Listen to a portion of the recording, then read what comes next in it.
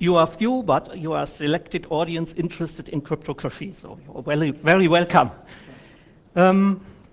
Kindly remember, I'm neither native speaker nor ingrained in Anglo-Saxon culture, so before taking insult, please ask me if I really meant it.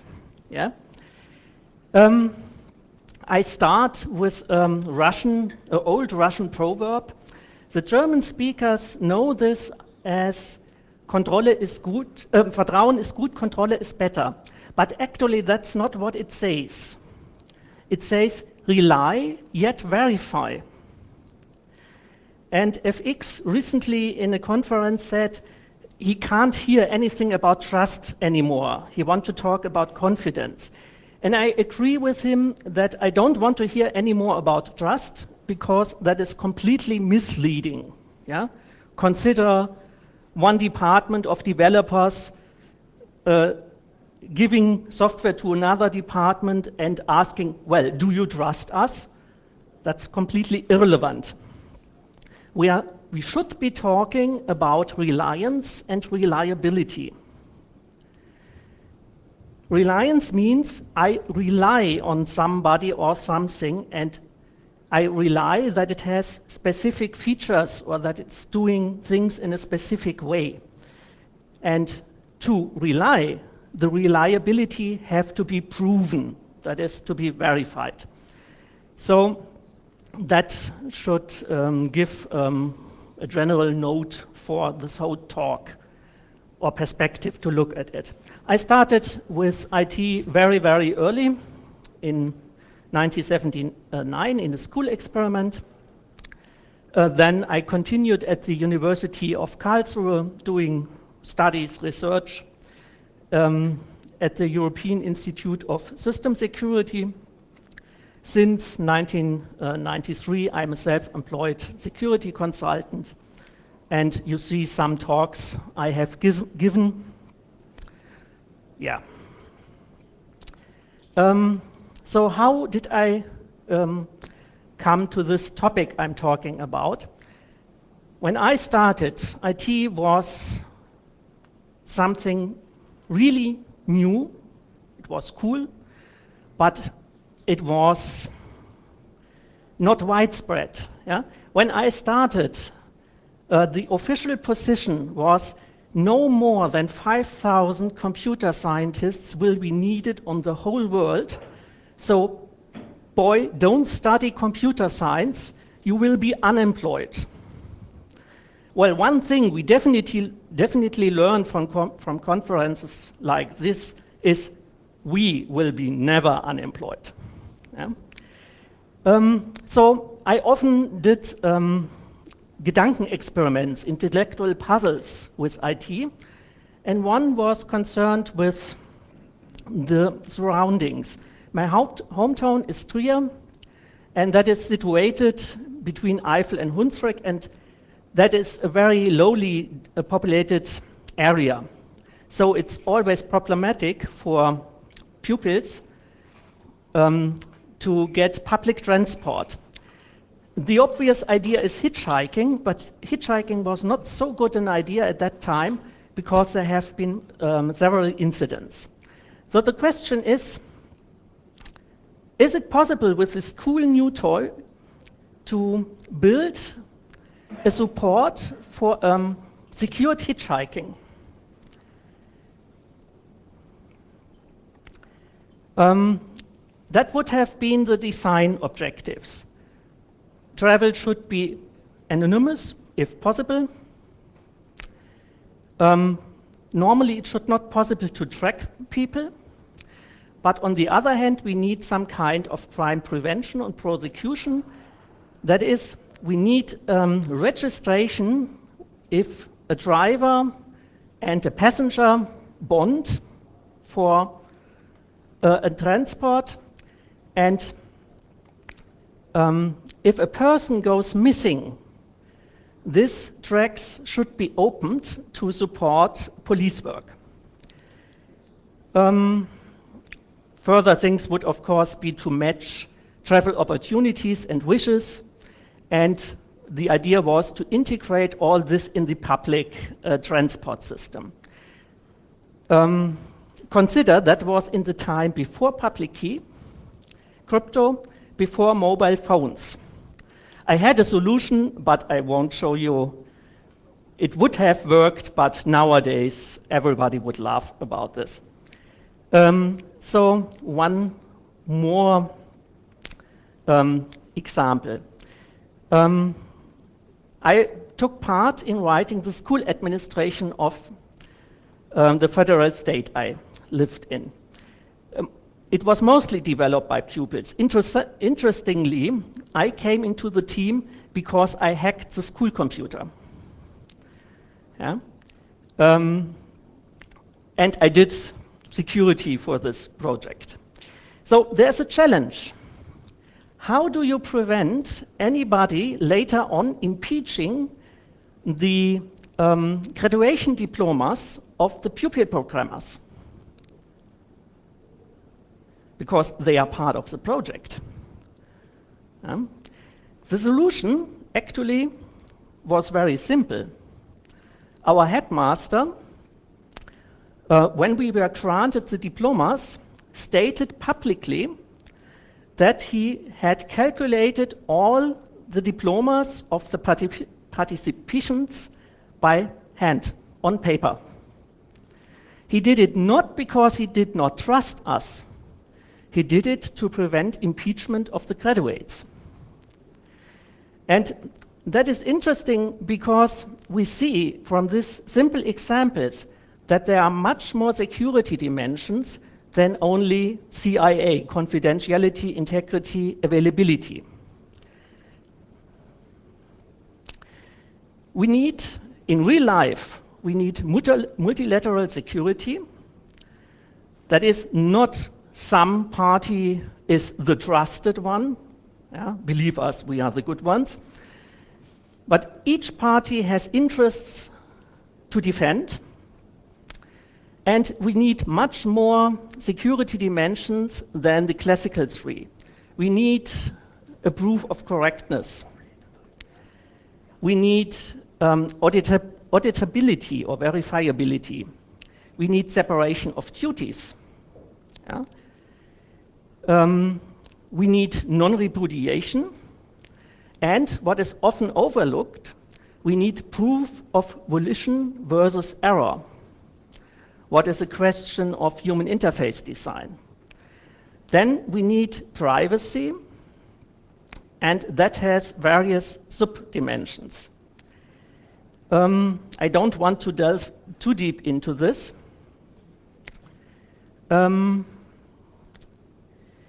The original example, what I wanted to present and which led to the abstract of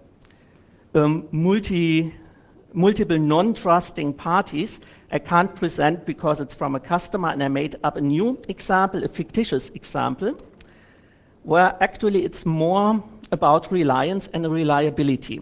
I do this in a form of a soft or social science fiction. That is, the hard science should be the crypto, so correct me if I do anything wrong in the cryptographic aspects. And I'm use only things which are quarter of a century around. The soft outer shell is a fictional society with various personas and their stances. And I ask suspense of disbelief for this society, as is normal for science fiction. That should give us a sufficiently complex and vivid example. And the example will be telecommunication data retention, and the question if you could do this in a way which balances the privacy and the possibility to do police investigations. So that are our cryptographic instruments. I mostly avoid formulas. And we have private and public key. I think the icons are clear. We have signed content, encrypted content, you know that this typically would be an hybrid encryption. We have content first signed, then sealed, or content first encrypted, then sealed. You may wonder, why do I avoid the word signature? Well, I think to sign something is a misnomer, because signing is an act of volition, whereas sealing is an act of proving authenticity of origin and content. If a seal should count as an act of volition is a completely different discussion and a completely different dimension, and it was so for hundreds of years. Yeah. So just sealing a question, for example, or speculation does not make it a legalistic act. It proves this question or this speculation comes from me and the content has not changed. And occasionally we'll need to use symmetric keys. You see, this is a symmetric key, that's obvious. And we also can have more complex constructs. For example, that is a content which is encrypted for the keys of Alice and Bob, and it is carrying a seal, but this seal is detached. It's on the content is sealed, but the seal is on the outside. You will see why I need this later. Okay, so that is our fictitious society. Constitutional democracy, politically active, and we have investigated authorities, an examining magistrate, a privacy commissioner, and of course, telecommunication service providers. So that you perhaps understand better this society, a typical motto for this society would be, in a democracy, the majority polices the state and not vice versa. That is the stance of that society. The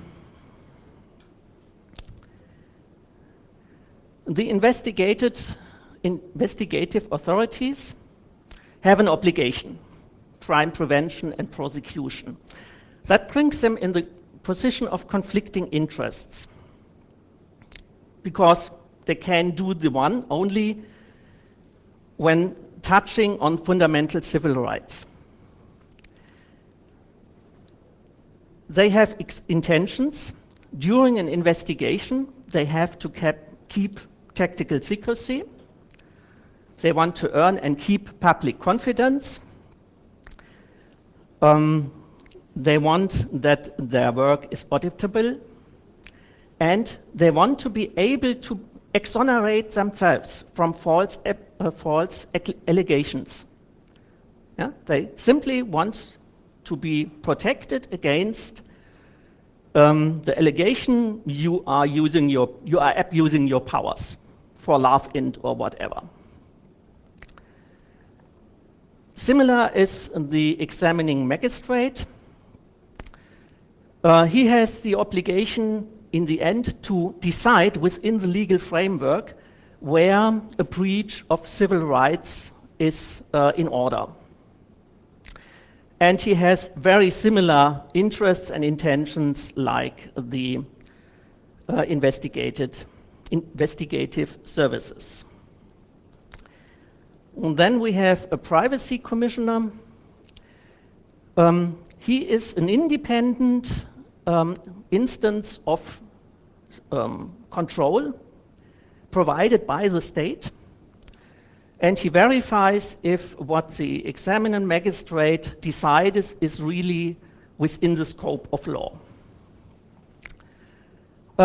In our society, he has a further role.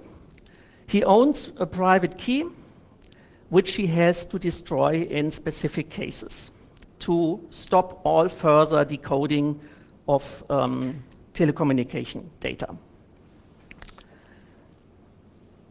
Then we have the telecommunication providers, well, which do the obvious thing and essentially don't want to be involved because they have business to do. But of course, they want to avoid allegations of giving data directly to the investigators, what in turn means that they want to delete data as fast as possible. So, as we are to map social political decisions, we need a very, very flexible framework. And a lot of questions should be answered, but we leave this out for lack of time. So, the first thing we have to decide is what data is to be disclosed to the investigation services, the initial data. The general data structure we have is we have a handle and opaque protected data. And this handle is information freely available to the investigators, and the handle is chosen so that it's not perceived to impair fundamental rights. Then we have opaque data. This is the data pertaining to fundamental rights. And this is only accessible via a procedure we have still to define, but it will be crypto-enforced, have segregation of duty, and will allow for review and control. So the handle. It's a subset of the communication data as selector. I give an example what would be inappropriate. If we had the calling ID as and a presses start and end time as one handle, and another data set, the called ID with presses start time and end time, then of course it would be easy to correlate timestamps and to map these two handles and say, well, this was a communication. So we need some kind of dilution of precision to protect against these inference and extrapolation attacks. For example, we could use calling ID and diluted start time and a diluted duration, or called ID and diluted start time and duration, or for geolocation handles, we would use diluted locations. So what should this be?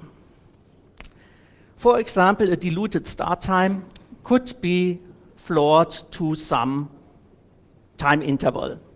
And these time intervals could depend on time of day. So, for example, in the middle of the day, it might be rounded to minutes, and in the night, it might be rounded to quarter of hours. Just to ensure that there are always enough data sets within each time frame so that no automatic correlation is possible. Similar things we can do with the duration, and of course we are not bound to do it to the minute. We can chop it into any time duration intervals we want. And a similar approach could be used for the location. So for example, it could be a base station cell, a precinct, geo-coordination rounded example, for example, to the arc minute, whatever. We actually could change it depending on the population density in that area. Again, to guarantee that there are enough records so that no automatic inference is possible. So what is our ominous, opaque, protected data? Well, there's again a decision to make. Should it be completely anonymous or should it be pseudonymous? If we make it pseudonymous, then the investigative services can do some kind of pre-investigation. So for example, they have the calling ID and they have a pseudonym for the called ID.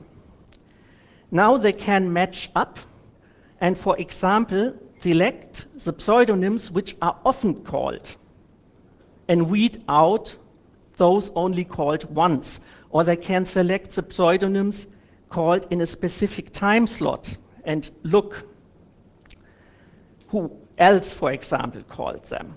The question is if we want to allow this. These pseudonyms are completely visible to the investigators without any interference. Yeah?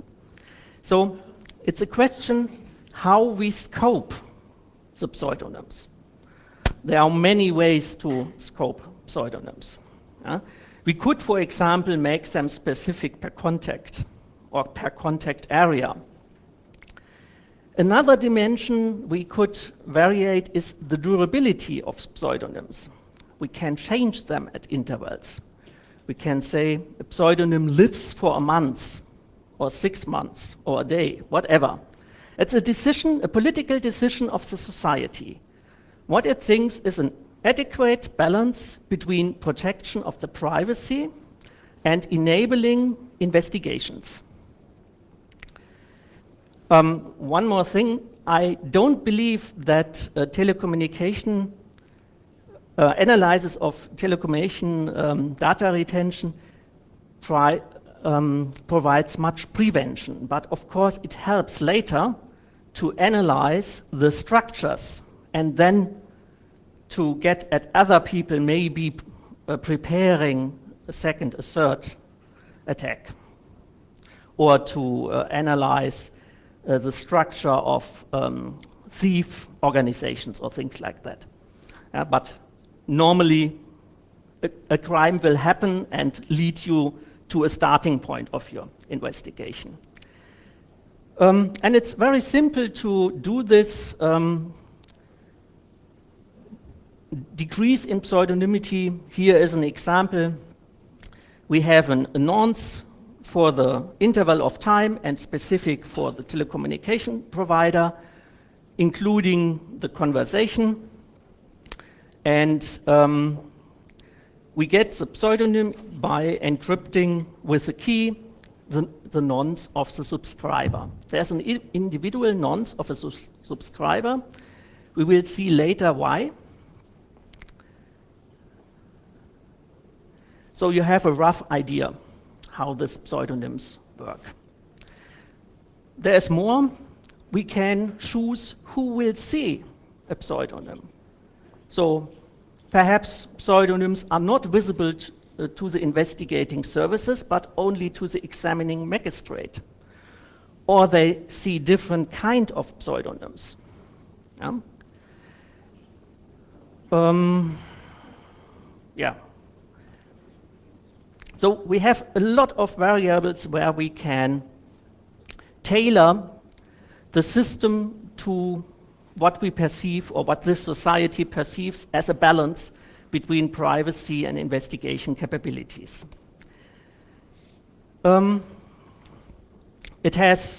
Each choice has its advantages and disadvantages.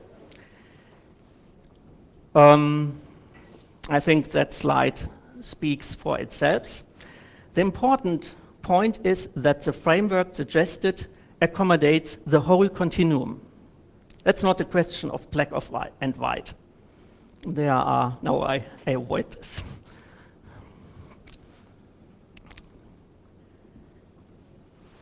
So I choose one kind of workflow. You will see that many others would be possible. And we make a fundamental decision. The examining magistrate is a gatekeeper of the process. This process will not start if the examining magistrate gives not his or her okay. And then the examining magistrate in parallel can involve the civil NGOs representing the society and the Federal Privacy Commissioner. And in the end, we see some variations what could be done in terms of decision models.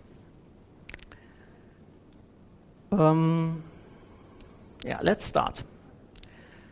So the investigative authorities have free access to data sets of this form: a handle, a pseudonym, and some opaque data signed by the telecommunication provider? Well, you now may ask, where has the anonymity gone?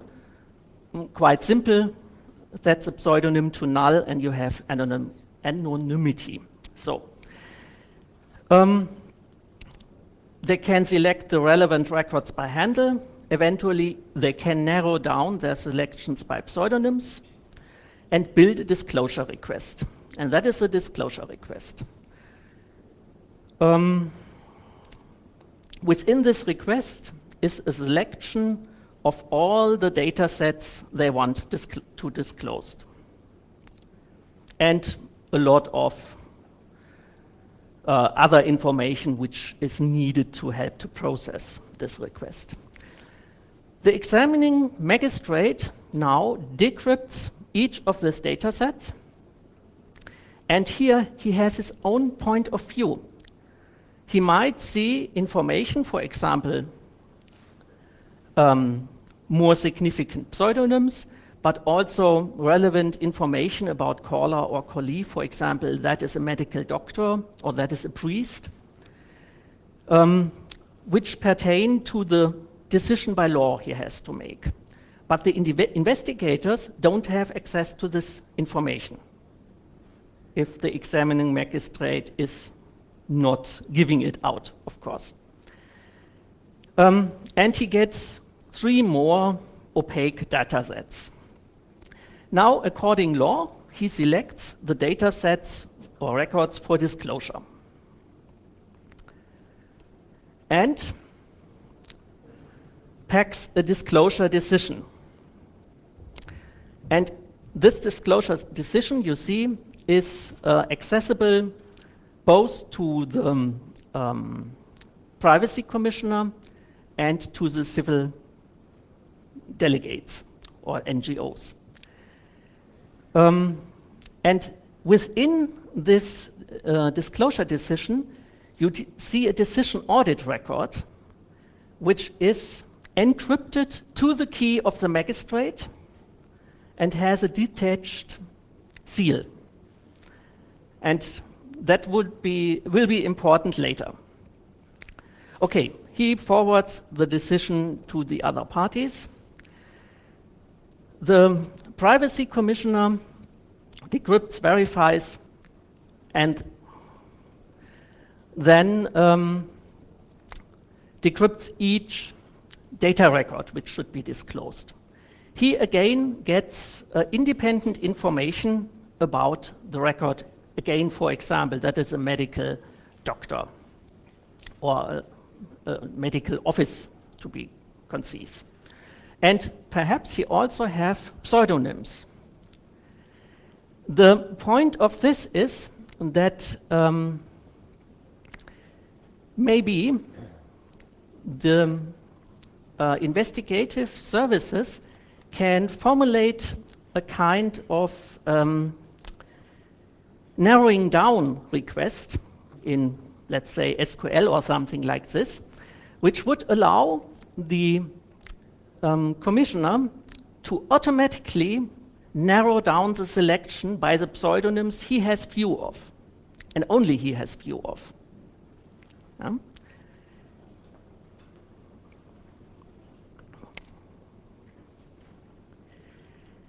The decision of the privacy commissioner is purely formal and automated.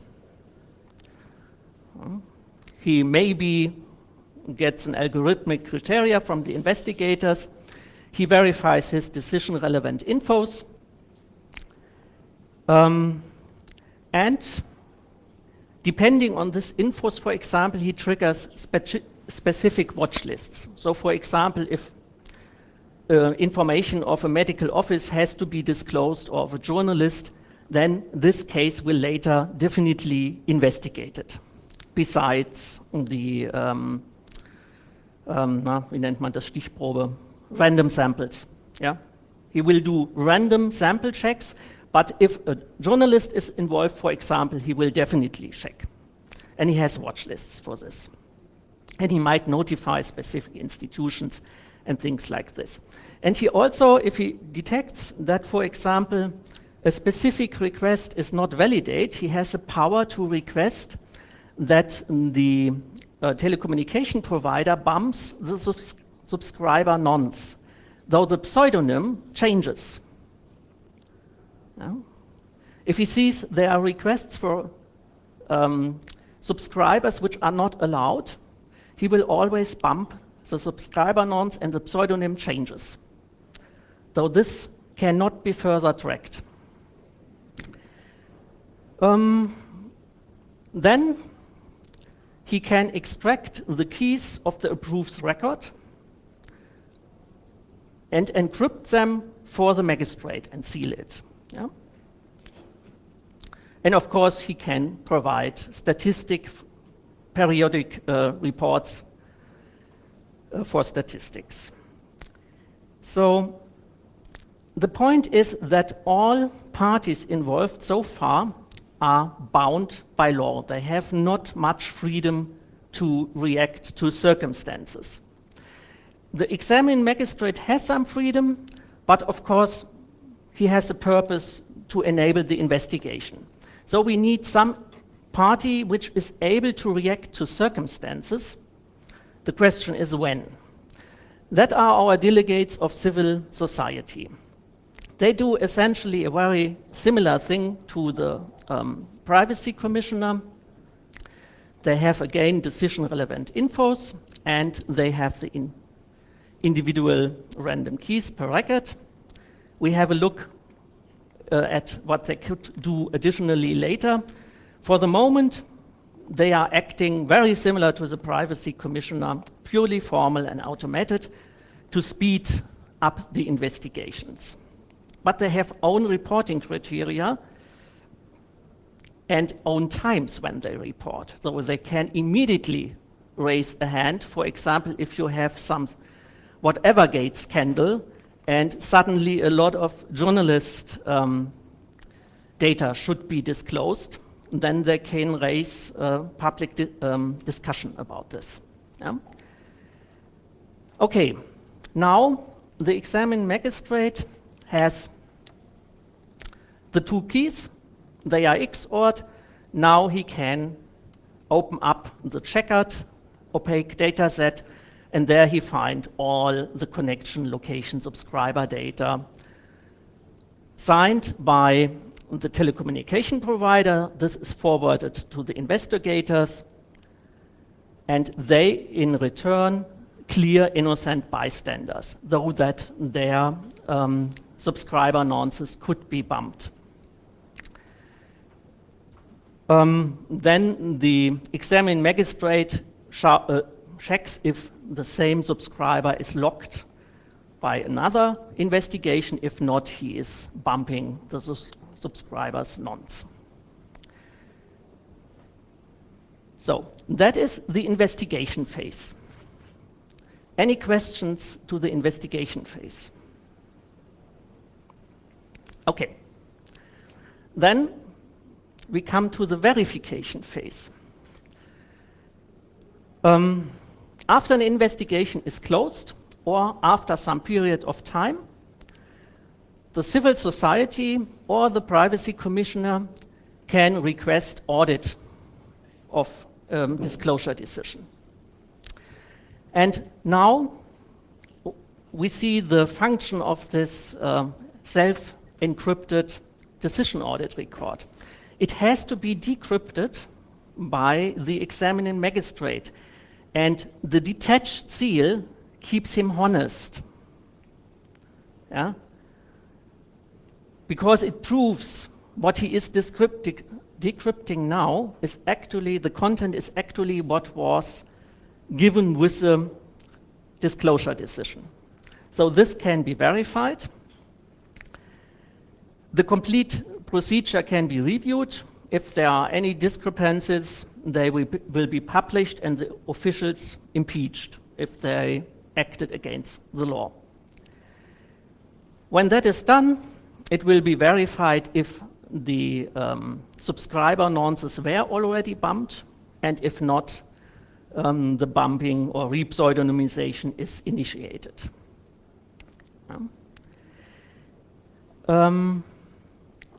So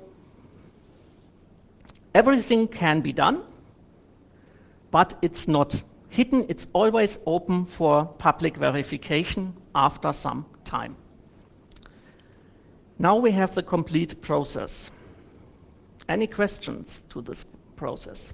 Because now we make things a little bit more complicated. Okay. So what is if the delegates of civil society would have more power? For example, the freedom to deny a disclosure. Of course, there's a very tricky thing, because they will hamper an investigation. So that is not something they do easily. But again, consider our Whatevergate scandal scenario. The delegates, for example, could say, well, we will not agree light-handed to this disclosure request, only if we can delegate one or two people into the investigation with supervising powers. Of course, these people would have been sworn to secrecy, and the investigators, for example, have the choice from which region they are coming. The delegates will represent a choice, let's say, of 12 people, and the investigators will choose 2 from which they assume they have nothing to do with the investigation. Or they want a guarantee that there's a suspicion that the investigation is related to Whatevergate is wrong. And they want this in form of a sworn guarantee, which could be sued in the court if broken. So there are a lot of possibilities. We could also imagine that the delegates are elected for privacy manifestos. So a delegate says, that is my stance on disclosure. I have a manifesto. And perhaps he has an algorithmic defined manifesto for the speed of decision. And he gets a voting weight according to the voting percentages he got for his manifesto. Or an alternative would be that we not only have an examining magistrate, but examining jurors or assessors. That depends in which legal framework you are thinking. Again, these are sworn to secrecy, but they would be part of and have the point of view of the examining magistrate. So much more information to make their decision. Now, for something like this to work, you would need some kind of quorum decision. That is a number T out of the n delegates have to agree with the disclosure. And there are mechanisms for this, not my invention, secret sharing or split key schemes. A very simple approach, for example, for 2 to 3 quorum is what I have sketched here. Have an outer shell for one of the participants and the inner shell for the other 2. And then you can control that only when 2/3 agree, the inner key is accessible. There are much more elaborated schemes, Shamir, for example, which is a perfect secrecy. That is, if the threshold is not met, there is no information whatsoever about the key. There's Blakely, which is working with hyperplanes, which leaks information, that is, which each delegate agreeing to disclosure, the search space for the key becomes smaller. And actually, that could be a desirable construction. We will see later. Because in real world, in our world, we are accustomed to do 0-1 decisions, black and white, no shades of gray. But in the real world, decisions are normally made in shades of gray and much more than 50. And the question is, can we model that? especially can we model what typically happens in real life, that you show reluctance or renitency to coerce the other party to change behavior.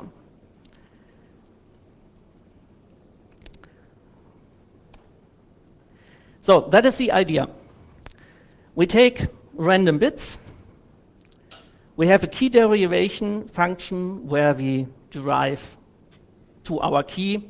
We use a deliberate amount of stretching. Then we calculate an error-correcting code for our random bits and distribute the error-corrected code bits to our parties, depending on their voting power. Encrypt it with the party's key. Now, the first delegate will not disclose his key part. Well, actually, each delegate can decide, and that makes for very, very different mathematical consequences, if he discloses nothing at all, part of his share or his complete share. And if he discloses part of the share, he can decide if he discloses which bit positions he did disclose or not. And that leads to interesting things. As long as the signs are wrong, sorry. As long as you have more than quorum bits, you have efficient key recovery. If you have less than quorum bits, if you have less than quorum bits denied, then you have efficient key recovery. If you have more than quorum bits denied, plus some margin, then you have so-called list decoding. That is, you have a small number of possible candidates, and the more bits beyond this quorum are denied, the more exponential time the brute forcing of the key becomes, to the degree that it's computationally not feasible anymore. And with this approach, I think we would have a graded denial which allows all the normal political instruments to be used to convince the investigators to behave in the way the society wants. Thank you for your attention.